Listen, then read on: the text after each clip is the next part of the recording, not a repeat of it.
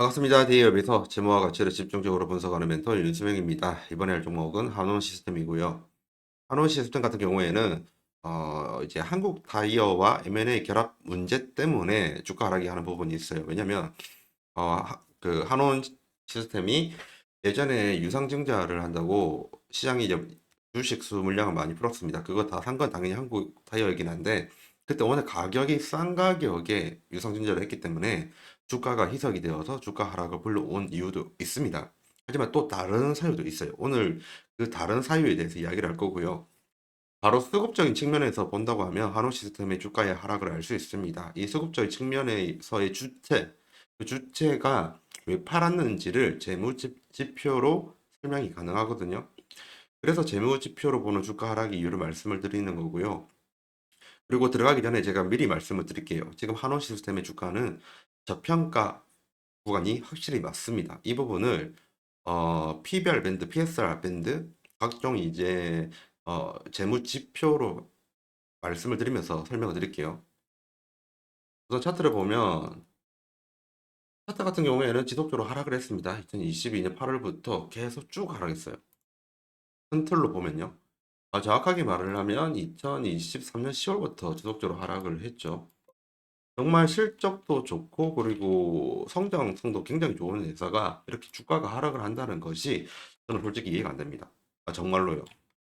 근데 이제 최근에 이렇게 하락을 한 제일 큰 부분은 유상증자로 주가가 희석이 된 부분이 있지만 그럼에도 불구하고 이렇게 좋은 회사가 이렇게 주가가 하락을 한다는 것은 너무 이해가 안 되고 그래서 수급적인 부분부터 먼저 기본부터 살펴봤습니다.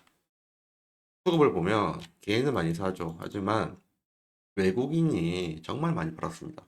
외국인이 너무 많이 팔다 보니 결국에는 주가가 하락을 한 요인이 크죠. 결국에는 수급 차원에서 봤었을 때 주가 하락의 원인은 외국인의 매도 때문이다. 매도 때문이다. 이렇게 말씀을 드리고 싶어요.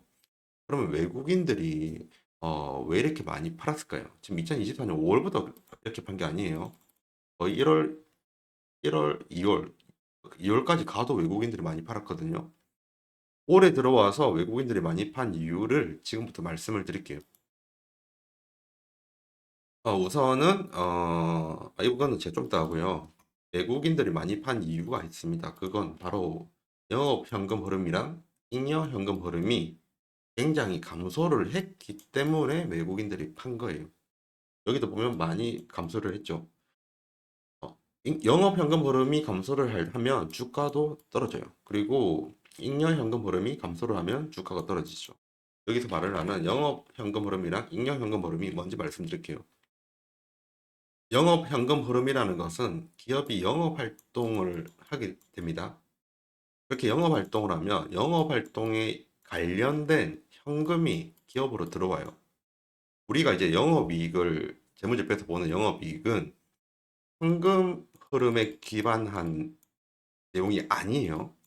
그거는 발생주의라고 해가지고 발생주의에 따른 그 영업이익을 이제 계산을 한 거지 현금 흐름이 아닙니다. 근데 지금 여기 있는 영업 현금 흐름은 현금 흐름표에 있는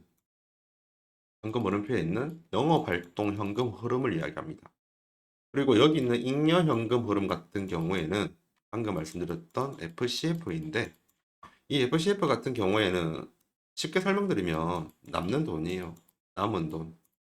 제가 왜 남은 돈이라고 했냐면요. FCF는 영업활동 현금 흐름에서 설비 투자를 하고 그리고 뭐 기타 등등 사고 뭐 돈을 쓰잖아요. 돈 쓰고 남는 돈이거든요. 정확하게 이야기를 하면 영업활동 현금 흐름에서 카펙스를 뺀 거예요. 유무형 자산은 취득이라고 하거든요. 그게 FCF입니다. 그러면 지금 딱 봐도 영업 현금 흐름이 떨어지면요. 주가도 떨어지고 영업 현금 흐름이 플러스 돼서 올라가면 주가도 올라가요. 마찬가지로 영업 현금 흐름이 올라가면 주가도 오르죠. 영업 현금 흐름이 줄어들어서 주가가 내려간 거예요. 오른쪽 볼게요. FCF.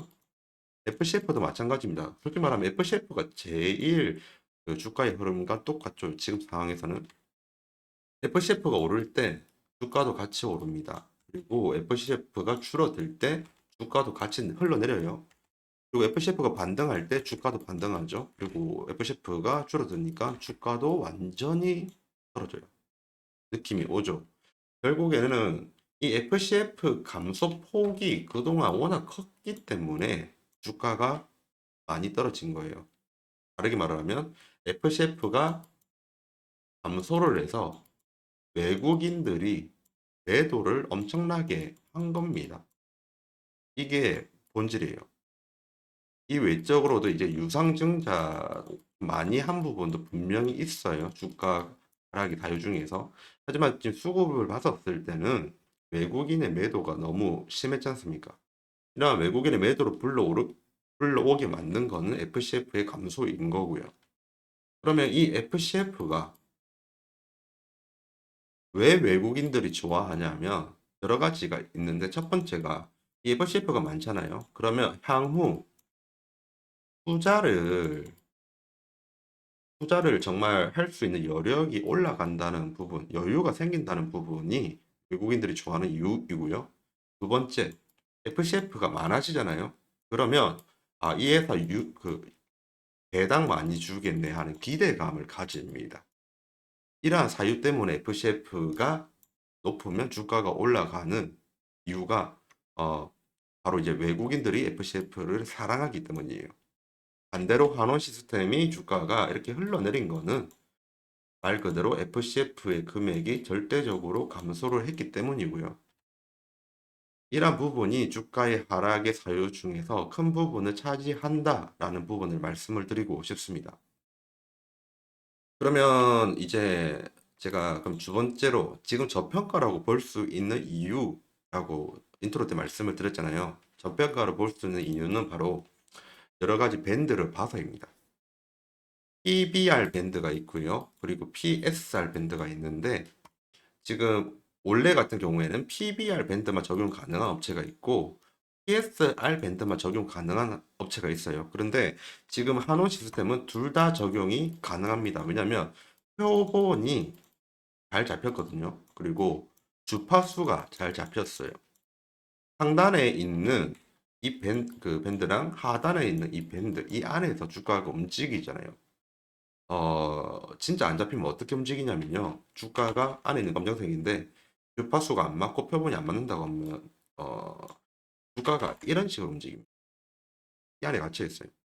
만약에 이런 식이 된다고 하면 만약에 이 PER 밴드가 이랬다고 치면 그러면 이 밴드는 활용을 못 해요. 하지만 상단이랑 하단의 밴드에서 골고루 분포가 잘 돼 있죠. 이런 거는 사용할 수 있고요. 당연히 PSR 밴드도 쓸 수가 있습니다. 그러면 여기서 저평가인 것을 어떻게 아냐? 이렇게 질문을 주시면 답을 드려야 되잖아요.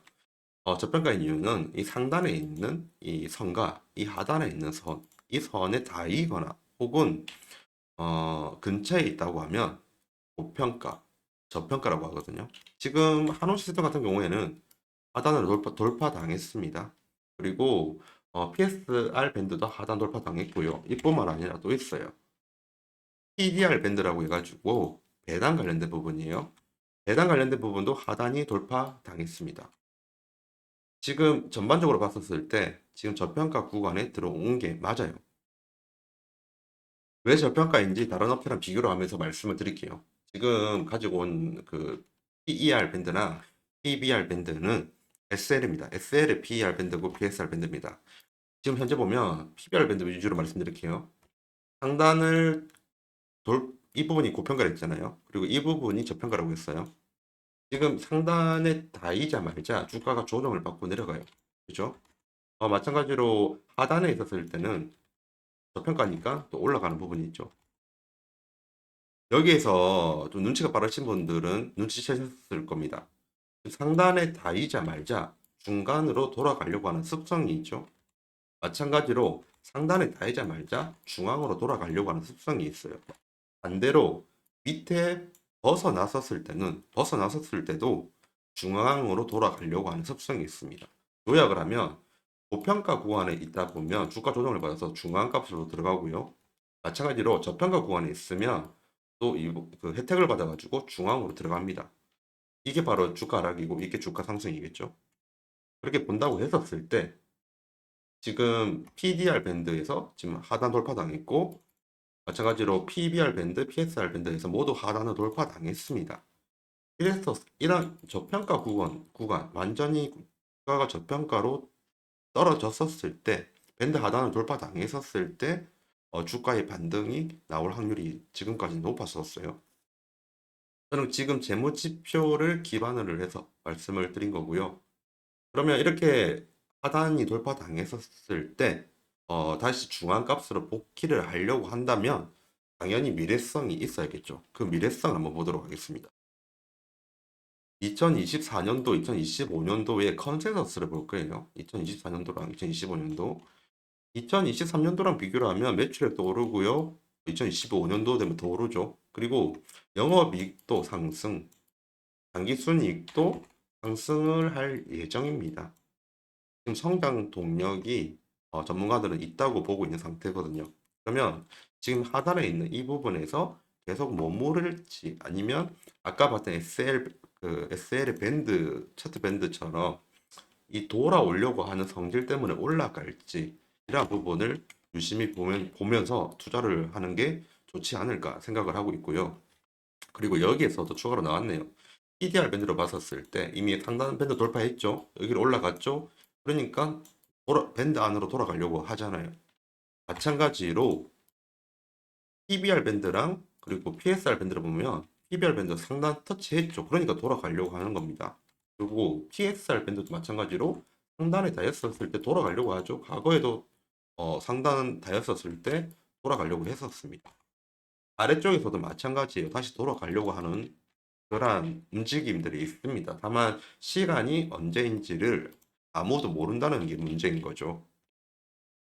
제가 드리고 싶은 말은 다 드렸고요. 지금까지 대기업에서 재무와 가치를 집중적으로 분석하는 멘토 윤수명입니다. 감사합니다.